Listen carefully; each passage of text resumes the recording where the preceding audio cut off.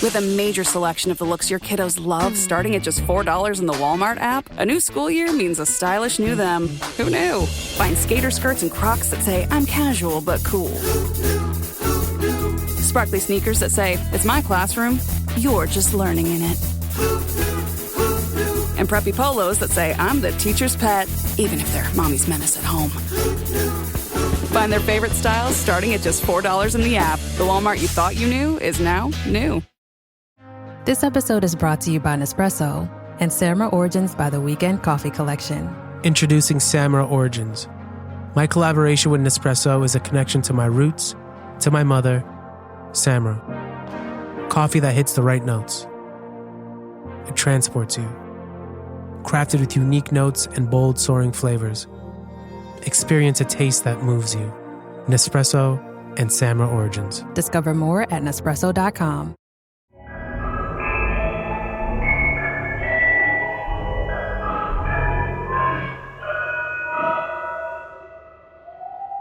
Fala pessoal, aqui quem fala é o Fernando, o apresentador do podcast Receios Obscuros, e esse é o nosso episódio de número 6 do Receios do Além.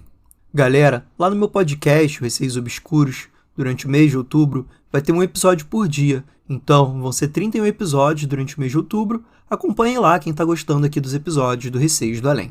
E agora vamos para o episódio. Relato Olhos Brilhantes, enviado pela Daniele por e-mail. Olá, Fernando. Sou do Rio Grande do Sul, de uma cidade pequena, considerada interior, e tenho um relato para te contar. Bom, ele não é meu, mas sim da minha mãe. Moramos em um loteamento relativamente novo. Tem algumas casas, mas é afastado. A empresa em que minha mãe trabalha fica a 5 minutos a pé da minha casa. Para ir até ela, existem 2 caminhos. Um que vai pela ciclovia e demora mais, e o outro que corta caminho entre algumas casas pequenas e antigas, com uma pequena floresta ao lado. Minha mãe trabalha no turno da noite, saindo de casa mais ou menos 3h30 da madrugada. Enfim, em mais um dia qualquer, ela saiu no seu horário de trabalho e decidiu ir pelo menor caminho, pois era mais rápido, porém menos iluminado. Já na metade do caminho, ela se sentiu observada e com uma sensação ruim. Quando ela estava perto da estrada, ela viu um cachorro preto olhando fixamente em seus olhos. À medida que ela se aproximava, o animal demonstrava ser muito maior que o normal e ter uma estatura esguia, meio torta, ter um olhar muito brilhante, o qual não desviou nem por um segundo. Minha mãe conta que ficou toda arrepiada, e por mais engraçado que seja, ela é o tipo de pessoa que, quando se assusta, não consegue raciocinar o que está acontecendo na hora, e com muito medo, sem pensar, deu um grito com o animal, dizendo, "Chispa daqui", e batendo o pé. Por alguns segundos ele não se moveu, e nem ela. Mas logo em seguida ele começou a ir em direção a um barranco de terra, com mais ou menos 2 metros, e pulou como se não fosse nada. Sem opção, e ainda tentando assimilar o que havia visto, ela continuou caminhando para o trabalho. E quando subiu a estrada, não viu e nem ouviu mais barulhos, o animal sumiu. Este é o meu relato. Obrigado pelo espaço. Tenho mais coisas para contar. Gosto muito tanto dos relatos do além, como do Receios Obscuros. Amo indicar a outros sempre que posso. Espero que gostem. Daniele, eu gostei muito sim do seu relato. Muito obrigado por enviar. É difícil pensar que esse cachorro preto que a sua mãe viu seja de fato um bicho real. Porque aqui no Brasil, pelo menos até onde eu sei, não existe cachorros tão grandes assim, né, da forma como você descreveu. Quase como lobos, né? Tamanho de lobos. Então, partindo desse princípio, bem possivelmente foi algo sobrenatural. A forma do cachorro também era muito estranha, né? A estatura dele esguia, meio torta, aquele olhar brilhante, seguindo sua mãe sempre. Além do fato, depois dele ter pulado um barranco de terra, né, com 2 metros de altura, não é qualquer bicho que faz isso. Mas essa é uma situação em que é bem melhor que seja um espírito mesmo, né? Porque se de fato fosse um bicho real, ele poderia até atacar sua mãe, né? Ainda assim é uma situação muito bizarra. E agora o relato Pés de Bananeira, enviado pela Graziela por e-mail. Boa noite. Estou escrevendo à noite. Sou Graziela, de Contagem, Minas Gerais. Conheci o podcast há algumas semanas, através do Relatos do Além, e estou amando. Enfim, tenho 2 relatos para contar, mas hoje contarei apenas um, porque é um pouco menor. Este é um relato da minha mãe. Crescemos ouvindo isso dela, e sempre contava do mesmo jeito. E, como eu sei que minha mãe não mente, eu sempre acreditei em vida em outros planetas. Isso ocorreu, talvez, no mesmo ano, ou um pouco antes ou um pouco depois dos incidentes do caso Varginha. Um domingo à noite, logo após o programa do Silvio Santos, para ser mais exata, por volta das 23 horas, minha mãe foi ao quintal buscar roupas no varal.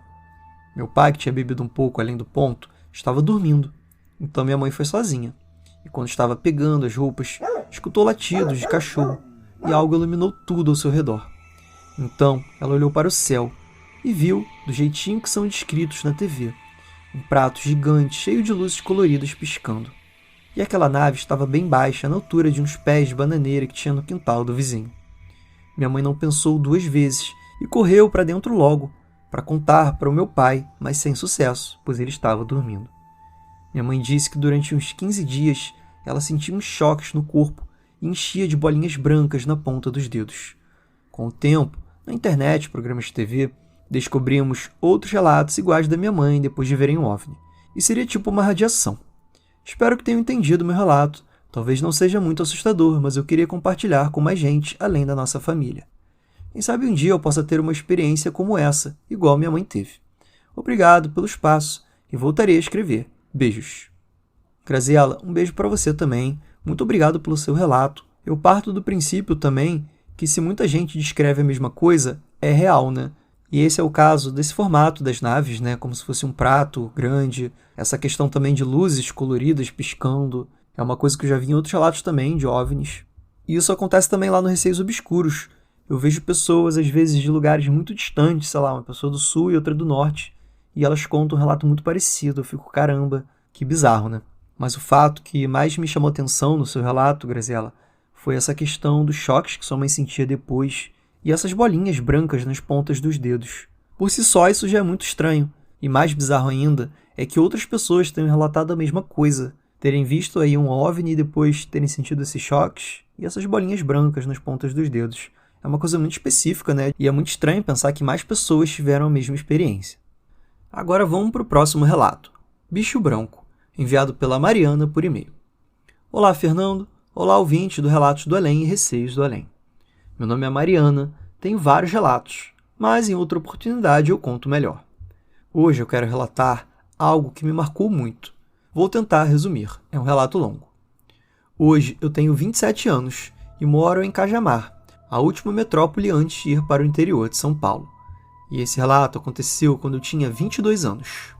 Eu nasci e cresci em um lar cristão, em um lar evangélico, e naquela época eu participava dos cultos de forma assídua. Hoje tenho minha fé, mas não frequento nenhum tipo de igreja de forma assídua.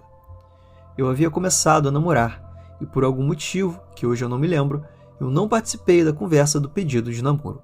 O rapaz quis conversar sozinho com os meus pais.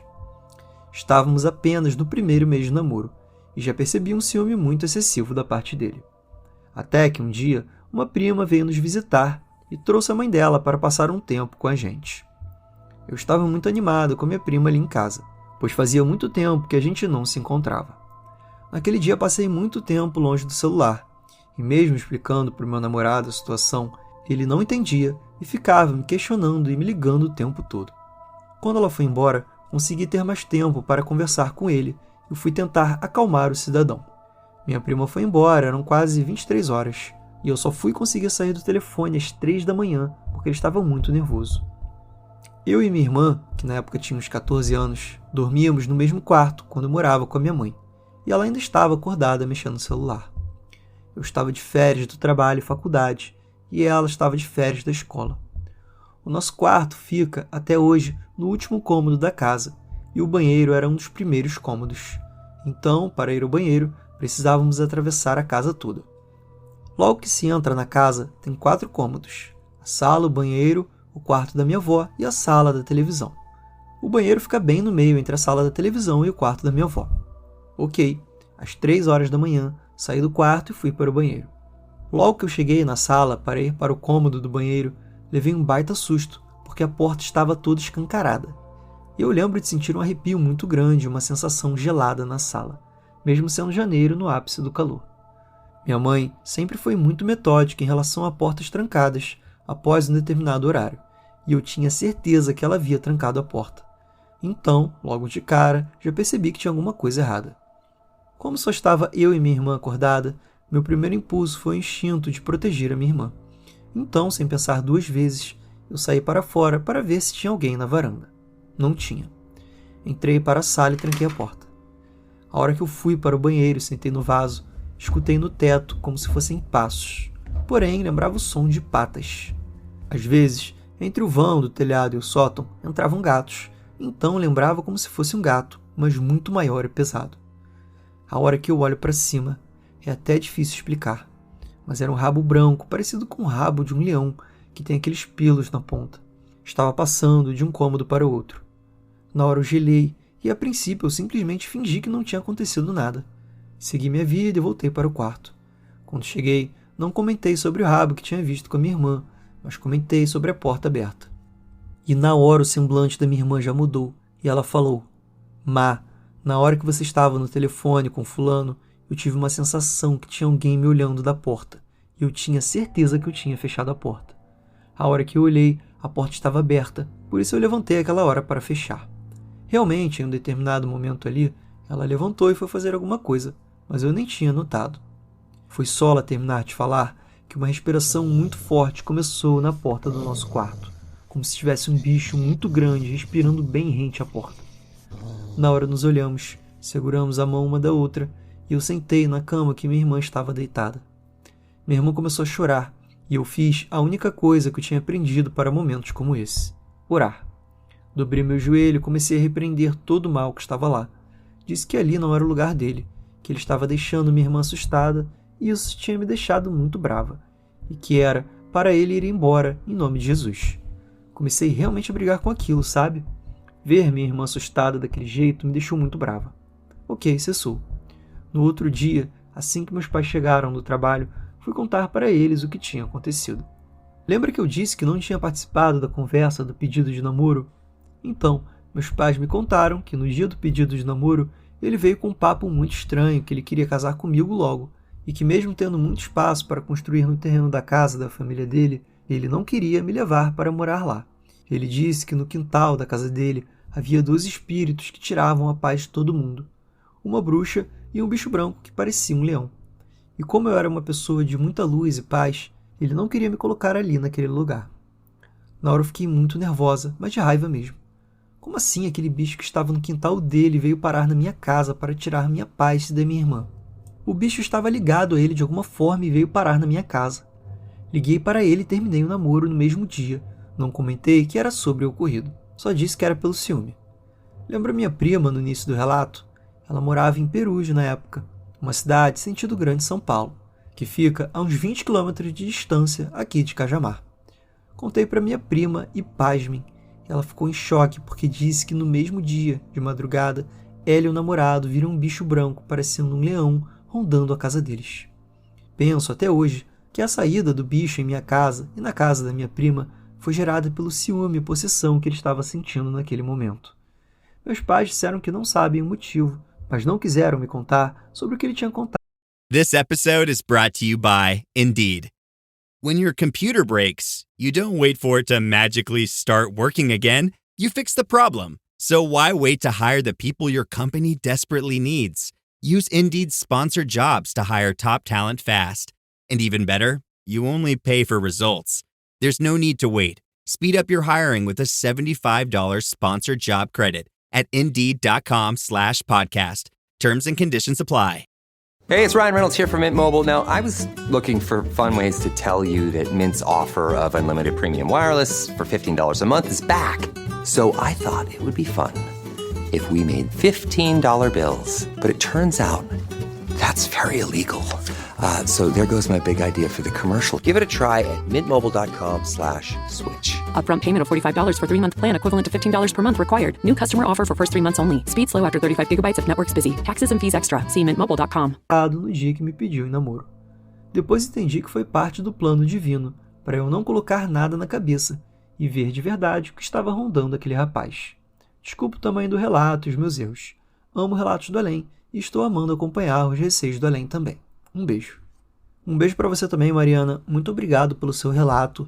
Acho que você já deixou bem claro aí no seu relato o quão estranho é esse ciúme excessivo que ele tinha de você. Vou reforçar aqui que realmente é uma coisa muito estranha que ele tenha ciúme até mesmo da sua prima, de você passar um tempo com ela. Não é saudável isso, e falando de uma forma bem racional mesmo, nada a ver com sobrenatural, não é um comportamento legal para se ter com uma namorada. E acredito sim que o que você falou no fim do seu relato tem a ver com a história, porque talvez esse ciúme excessivo que ele tinha gerava alguma abertura para coisas ruins entrarem na vida dele, né? E consequentemente na sua também. Foi uma experiência compartilhada, tanto você e a sua irmã, quanto a sua prima e o namorado dela também, que chegaram a ver esse bicho branco que você citou, que parecia um leão, né? Andando por ali, uma coisa bem estranha. E o mais bizarro é descobrir que a origem desse espírito, né, era a casa dele, do seu ex-namorado. Ainda bem que vocês conseguiram se livrar disso, né? A princípio não voltou mais. Não sei se o fato de você ter terminado com ele quebrou aí essa conexão que você tinha com esse espírito que estava aparecendo. E muito obrigado novamente pelo relato, Mariana. Vamos para o relato agora Flores do Campo, enviado pela Thalita por e-mail. Olá, Zoucas. Olá, pessoal. Eu sou a Thalita, da Zona Sul de São Paulo, capital. Olha, parabéns pelo programa. Adoro. Estou maratonando os relatos e estou amando. Bem, eu tenho um caso que aconteceu comigo após o falecimento da minha avó, /madrinha materna. Eu sempre fui muito apegada a ela. Faleceu quando eu tinha 14 anos, e quando ela faleceu, ela estava na casa dela com uma tia minha, que estava grávida de 8 meses, e ela faleceu literalmente no colo da minha tia. Essa minha tia conta que no momento da morte dela, ela viu um clarão, e quando olhou para cima, viu minha avó entrando nessa luz. Eu fiquei muito sentida. Até hoje, com 38 anos, eu ainda sinto muita falta dela. Após o falecimento dela, eu e minha mãe, muitas vezes do nada, a gente sente cheiro de flores do campo. E essas são as flores que a minha avó mais gostava. Então a gente sempre acreditou que era ela. Aliás, nós 4, eu, minha mãe, meu pai e minha irmã, lá em casa, somos da Umbanda. Com mais ou menos 2 anos que minha avó faleceu, a esposa de um tio meu faleceu. E no cemitério, enquanto eu estava velando-a, eu olhei para uma árvore e vi minha avó, que estava lá, vestida com uma calça social e blazer branco, com a mão levantada. Nesse momento eu pensei que ela estava me chamando, mas quando prestei atenção, não era comigo. Nisso eu vejo essa esposa do meu tio que faleceu indo em direção a ela. E por incrível que pareça, antes disso, eu olhei essa minha tia no caixão e ela estava com uma aparência de uma pessoa preocupada, como se não quisesse partir, pois ela literalmente tinha acabado de ganhar um nenê. O bebê tinha acabado de fazer 1 ano, e eu entendo que era por isso que ela não queria ter morrido. Mas depois da aparição da minha avó chamando ela, a feição dela mudou. Estava com um semblante mais tranquilo. Como falei anteriormente, eu sempre fui muito apegada à minha avó, e eu sei que da onde ela estiver, ela cuida de mim. 2 anos atrás, eu estava tendo uns sonhos muito estranhos. Um dos sonhos que eu tive, eu estava presa em uma casa. Nessa casa tinha um homem que me dava muito medo. Eu queria fugir dessa casa, mas eu não conseguia sair. Em um certo momento, eu consegui sair de dentro da casa e fui para o quintal. Nesse quintal, tinha uma cerca tipo de fazendas, que qualquer um conseguiria sair, mas eu não. E eu fiquei com aquilo na cabeça, porque eu não conseguia fugir de lá. Eu corria para todos os lados e não conseguia sair de maneira alguma. Isso sempre me agoniou. Quando eu tive esse sonho, eu estava passando por um momento meio turbulento, achando que eu nunca ia conseguir nada, que nada dava certo na minha vida, que tudo dava errado.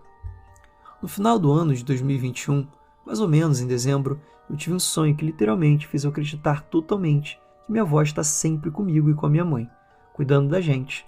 Sempre que eu conto esse sonho, eu me emociono porque mexe muito comigo. Ele parecia muito real, só de lembrar meus olhos enchem de lágrima. Nesse sonho eu entrava em uma casa super clara, limpa, uma casa que transmite paz. Nisso eu entrei num quarto. Lá dentro tinha uma cama beliche e uma mesinha tipo escrivaninha. Em cima da cama beliche estava aquele ator Paulo Gustavo, e quando eu olhava para o colchão estava cheio de formiga. E essas formigas estavam saindo de um quadro que tinha pendurado na parede perto do beliche. Nisso eu falava para ele sair dali, que eu tinha que limpar a cama dele, e ele dava muita risada. Nisso eu ia para a cozinha dessa casa para pegar os produtos de limpeza para tirar as formigas. Nisso eu comecei a sentir cheiros das flores do campo. Quando eu olhei para trás, era minha avó. Ela estava vestida toda de branco, sorrindo, com os cabelos soltos, linda. Quando eu a vi na hora, eu corri para abraçá-la. Eu estava me sentindo uma criança. Eu a abraçava, beijava e pedia para ela não me deixar, para ficar comigo. Nisso, ela olha nos meus olhos e falou: "Você não está sozinha. Eu sempre estou com você. E olha, saiba que tudo isso vai passar, que agora as coisas vão melhorar e você vai conseguir o que você quer. E avisa para sua mãe e a Nenê, esse era o jeito que minha avó sempre chamou a minha mãe, que eu sempre estarei com ela. Ela não está só, nunca estará só. Ela me deu um beijo na testa, me abraçou e sumiu. Eu acordei chorando, mas um choro de alegria e paz. Contei para minha mãe e ela chorou junto comigo. E isso até hoje me marca muito, porque realmente, depois do sonho, as coisas só melhoraram. E aquilo que ela me falou aconteceu. A agonia que eu estava, a tristeza se foram. Essa não é uma história aterrorizante, mas foi um acontecimento que marcou muito a minha vida. E até hoje me marca.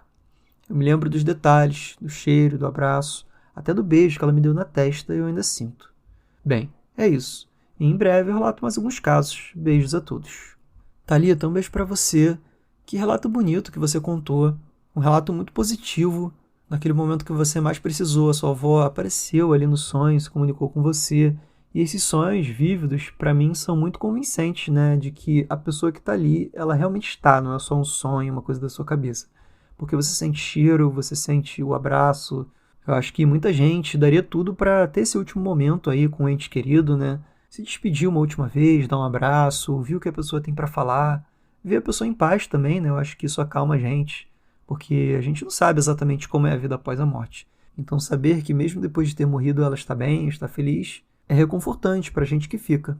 Realmente sua avó parecia ser muito especial para você, tendo em vista que você tinha 14 anos quando ela faleceu, e essas memórias que você criou nesse tempo são tão fortes que você sente muito a falta dela até hoje, né?